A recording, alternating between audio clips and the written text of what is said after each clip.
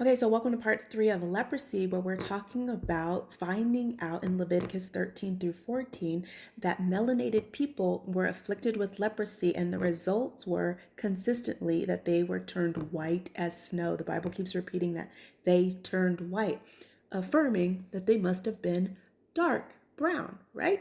Exactly. So this question is, but it doesn't make sense. That doesn't make sense because if it's contagious, they always isolated them. So it must have been a disease. And I keep saying it's not and was not classified as a disease. In fact, they were never seen by doctors. They were always seen by priests. And the reason that they were isolated was because it was due to spiritual impurity. The same reasons that women were isolated during their menstrual cycle. They were deemed unclean.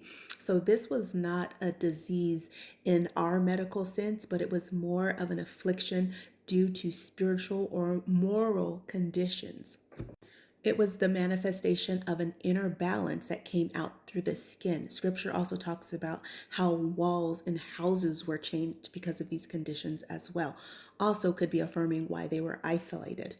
So, how do we know that they weren't contagious in the medical sense? Because the Bible never mentions anything about disinfection, washing of bedding, or avoiding proximity to people, to others.